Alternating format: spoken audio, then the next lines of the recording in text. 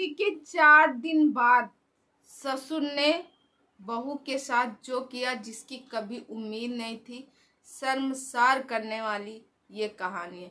नमस्कार दोस्तों, मैं मधुलिका आप सबका स्वागत करती हूँ आपके अपने YouTube चैनल जिसका नाम है मधुलिका UPRPL। तो दोस्तों, आज की मेरी एक कहानी एक सच्ची घटना है, गोरखपुर की ये कहानी है, यूपी से गोरखपुर की। दोस्तों एक लड़की रहती है और उसका नाम सारिका रहता है और उसके पिता का नाम राजेश रहता है। तो दोस्तों, जब सारिका बड़ी हो जाती है अपने घर में, तो उसके पिता जो है सारिका के लिए रिश्ता ढूंढते हैं और फिर उसकी शादी जो है राकेश नाम के लड़के के साथ होती है। तो वहीं गोरखपुर लोकल में ही उसकी शादी होती है। शादी हो जाने के बाद शादी में सब चीज़ फाइनल हो जाता है कि मुझे ये चाहिए, 1 लाख रुपए सारा सामान और जेवर जाठा सब लेते हैं। साथ में जो लड़के वाले रहते हैं एक गाड़ी की मांग करते हैं, बाइक की, वो भी कौन सी बुलेट रहती, बुलेट की मांग करते हैं। मगर लड़की का जो मामा रहता है, क्योंकि लड़की वाले गरीब रहते हैं, उसका मामा कहता है मैं दूंगी अपने भांजी की शादी में, मैं दूंगा गाड़ी। मगर दोस्तों एंड टाइम पे जो उसका मामा रहता, किसी रीजन से वो गाड़ी नहीं दे पाता है उस शादी के टाइम पे। अब दोस्तों जब लड़की की शादी हो जाती, यानी सारिका अपने ससुराल जाती है। ससुराल जाने के बाद जब पहला दिन रहता है, सुहाग रात वाले दिन, उसका पति जब कमरे के अंदर जाता है राकेश, तो पहला क्वेश्चन उसका यही रहता है कि तेरे बाप ने मुझसे कहा था कि मैं तुम्हें गाड़ी दूंगा बुलेट, और उसने मुझे गाड़ी नहीं दिया, अब तुम्हें भेज दिया है मेरे ऊपर बोझ बनने के लिए, ऐसे करके वो बोलता है। मगर जो सारिका रहती है वो सुनती है, कुछ जवाब नहीं देती है और मने मन कोसती है अपने आप को कि मेरी शादी ऐसे घर में क्यों हुई। फिर दोस्तों जो रस्म होते हैं, जो प्यार होता है, जो मोहब्बत होता है, वो उसके साथ जानवर के जैसा बर्ताव करता है, क्योंकि वो उसको सिर्फ यूज कर रहा था और साथ में वो ड्रिंक भी लगाए हुआ था दोस्तों। फिर उसके बाद वो सारिका के साथ रात भर जानवर जैसे बर्ताव करता है, उसको कभी यहाँ नोचता है, कभी यहाँ घसोटता है, कभी यहाँ नोचता है। फिर उसके बाद दोस्तों जैसे सुबह होती है, सारिका अपने नहा धुल के वैसे ही बैठी रहती है। फिर इसके अब जो सारिका के ससुर रहते हैं वो भी कहते हैं कि बताओ गाड़ी नहीं दिए ये लोग। पूरे घर में मतलब माहौल एकदम मातम जैसे छाया हुआ था, क्योंकि सबके मुंह से एक ही आवाज़ निकल रही थी कि गाड़ी नहीं दिए, गाड़ी नहीं दिए, गाड़ी नहीं दिए। उसके बाद दोस्तों एक दिन सारिका के पिता का फ़ोन आता है और उसके सारिका के ससुर के पास, और बोलते हैं कि मैं अपनी बेटी को लिवाने आ रहा हूँ। तो उसके जो सारिका के ससुर कहते हैं नहीं, अभी नहीं लेके आना, अभी आना नहीं है यहाँ, मैं अभी नहीं भेजूंगा। अगर आपको अपनी बेटी को ले जाना है तो पहले बेटे के जितने दोस्त वगैरह हैं वो गाड़ी के लिए कह रहे हैं, और बेटा हमारा जो राकेश है वो भी गाड़ी के लिए परेशान, आप पहले उसको बुलेट दे जाओ, फिर अपनी बेटी को ले जाना विदा करा के, 1 महीने बाद आना। तो वो कहते हैं कि मैंने जिससे अगर आप मुझे पहले बता देते तो मैंने जिससे पैसा मांगा था मैं उनसे और ज़्यादा पैसे मांग लेता, मैं दे दूंगा गाड़ी बुलेट, क्योंकि इनके मामा ने प्रॉमिस किया था, मामा नहीं दे पाए, मगर मैं कैसे भी करके अपनी गाड़ी को दे दूंगा। दोस्तों देखो, कहा जाए हर माँ बाप सोचते हैं कि मेरी बेटी को कोई दुखी ना हो, ससुराल में किसी बात का कष्ट ना हो, मैं कष्ट सह लूँगा, वो चलेगा।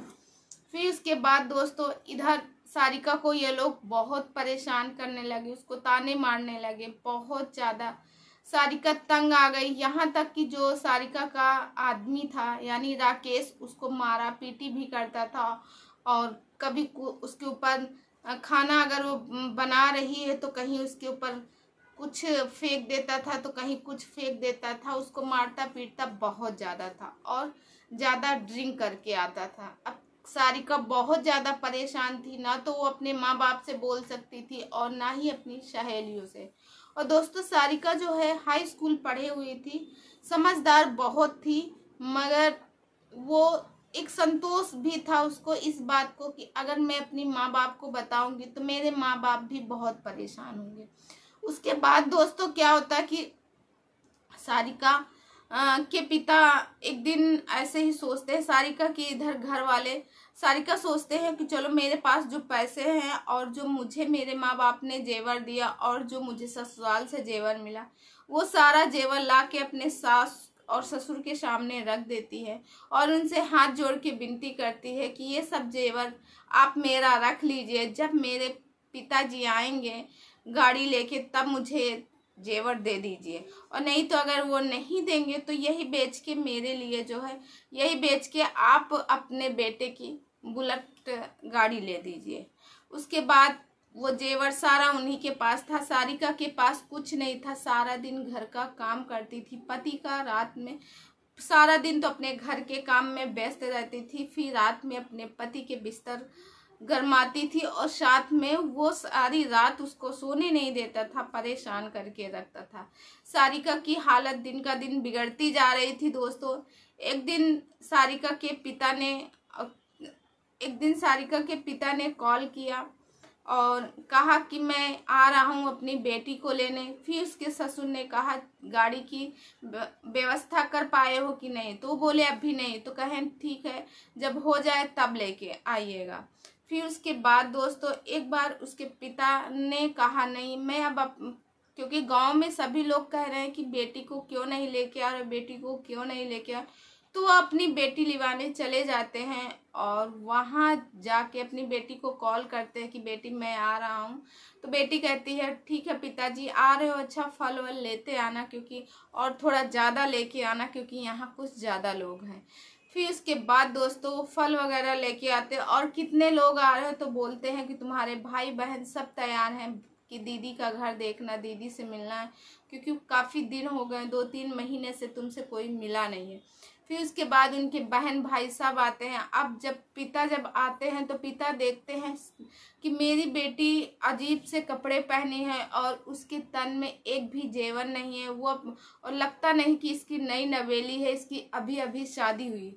पिता अपने पुत्री से कहता है, यानी राकेश जो है, यानी जो है उसका सारिका का पिता जो है राजेश अपनी बेटी से कहता है कि सारिका क्या हुआ बेटी, तुम्हारा जेवर क्या हुआ। तो बोली अरे पिताजी आपको तो पता है मैं ज़्यादा शौकीन भी नहीं हूँ और अभी बगल के ही गांव में 2-4 दिन पहले चोरी हुई जिसकी वजह से मैं संभाल के रख दी हूँ।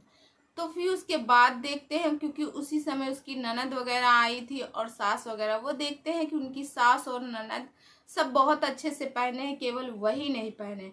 अच्छा सारिका को लेने आते हैं, सारिका के सास ससुर उसको भेजने के लिए तैयार हो जाते और कहते हैं ठीक है ले जाओ मगर सिर्फ 1 ही महीने के लिए, और जब बेटी लेके आना तो बुलेट भी साथ में लेके आना, ये शर्त उसके सामने रखते हैं। फिर उसके बाद दोस्तों क्या होता कि जो सारिका रहती है वो सोचती, उसके पिता जब इस तरह कहते हैं वो सोचती मैं अपने गांव जाऊंगी, अभी सारे लोग कहेंगे कि तुम कुछ पहनी नहीं हो, क्योंकि ना तो सारिका के गले में कोई माला रहता और ना हाथ में अंगूठियाँ रहती जो कि नॉर्मल होती हैं सबके पास।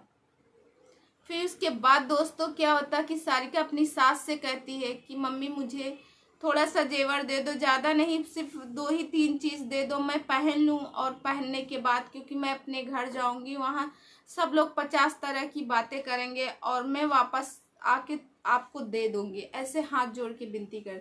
तब तक वहीं पे राकेश आ जाता है। राकेश कहता है तुम्हारा दिमाग खराब है, तुमको कुछ भी नहीं मिलेगा, और उसी समय राकेश जो है उसके 2-4 हाथ भी लगा देता है। ये सब जो कहानी थी, सारिका की बहन पीछे से देख रही थी।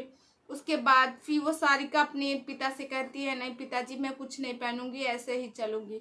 वो जाती है और जाने के बाद वहाँ लोग बाग कहते हैं कि तुम्हारी बेटी ऐसे आई वैसे आई। फिर उसकी माँ अपना जेवर देती, कुछ टाइम के लिए पहने रहती, और फिर जब सारिका को छोड़ने आते तो सारिका 1 महीने जैसे ही हो जाता, उसमें 2-3 दिन बाकी रहते, वैसे ही सारिका के पिता जो है सारिका को छोड़ने के लिए कहते हैं तो सारिका सोचती है पिताजी अभी जाऊंगी तो फिर वही कहानी होगी।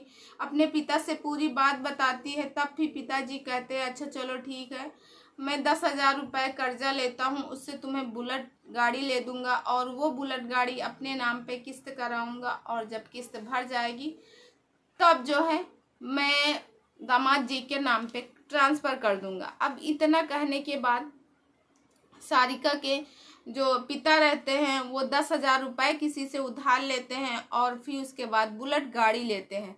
अब गाड़ी लेके अपनी बेटी को लेके उसके ससुराल पहुंचते हैं। ससुराल जब बेटी पहुंचती है तो गाड़ी देख के वो लोग खुश हो जाते हैं, बेटी को छोड़ आते हैं। फिर उसके बाद गाड़ी के बाद वो लोग असली अपना रंग रूप दिखाते हैं, क्योंकि सारिका से इतना काम करवाते हैं। घर बाहर 4 जानवर रहते हैं, पूरे घर का काम सारिका काम करती, सारा दिन काम करती थी। अभी तक तो घर का काम करती थी, अब बाहर का खेतों का सारा काम करती और रात में अपने पति का बिस्तर गरमाती थी। वो सोने का टाइम नहीं पाती थी।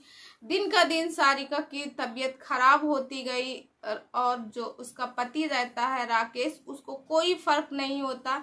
सारिका दिन का दिन बिगड़ती जा रही थी सेहत। एक दिन सारिका की पिताजी हैं वो कॉल करते हैं सारिका के पास और पूछते हैं बेटी क्या बात है, कैसी तबीयत है। तो वो कहती सब ठीक है, क्योंकि वो कुछ नहीं। तब तक उसकी बहन बताती है पूरी सच्चाई की ऐसी ऐसी बात है, मेरे सामने उसकी सास ने ऐसे किया था जिसकी वजह से जेवर के। तब फिर उसके पिताजी एक दिन ऐसे अचानक पहुंच जाते हैं। वो देखते हैं कि सारिका काम कर रही है बाहर जानवरों का और उसके बाद उसकी तबीयत खराब है, उसके फीवर बहुत ज़्यादा। जैसे ही अपनी बेटी को गले से पिता लगाते हैं तो देखते हैं कि उसका बदन पूरा तप रहा है बुखार से। तुरंत कहते अरे आप तुम लोग इंसान हो कि जानवर हो, मेरी बेटी को इतना ऐसी हालत में रखी, उसकी बुखार भी है, तुम लोगों को थोड़ी सी शर्म है कि नहीं, ऐसा कह के। और फिर उसी समय उसका पति आ जाता है राकेश आ जाता है। राकेश कहता है ये मेरी पत्नी है, मेरा जो मनाएगा मैं उससे काम करूँ। उसी समय सारिका के पिता और सारिका के आदमी से झगड़ा होने लगता है दोनों लोगों में, और जो सारिका के पिता रहते अपने दामाद को मारते हैं। दामाद भी हंगामा करता फिर अपनी बेटी को लेके, और उसी समय सारिका का देवर आ जाता है दीपक। दीपक अपने सारिका के पिता के आगे हाथ जोड़ के कहता है कि अंकल आप यहाँ से भाभी जी को लिवा ले जाओ, मैं आप लोगों के हाथ जोड़ता हूँ, क्योंकि यहाँ सब लोगों के इंसानियत नाम की चीज़ नहीं है, सारे लोग जानवर हैं। क्योंकि उस घर में अगर कोई सही था तो सिर्फ और सिर्फ सारिका का देवर ही सही था।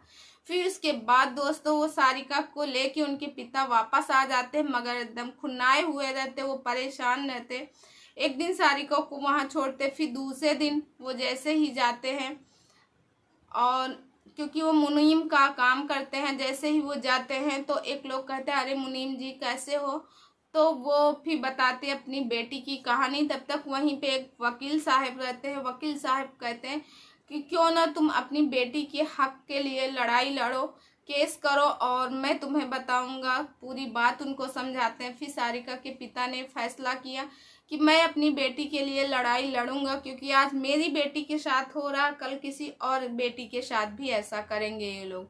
फिर सारिका को लेके वो जाते हैं कोर्ट, और वो दूसरे वकील को करवाते हैं। वहाँ जाके जो धाराएं लगाई जाती वो दहेज प्रथा की धाराएं लगती हैं, और उसके बाद केस शुरू होता है।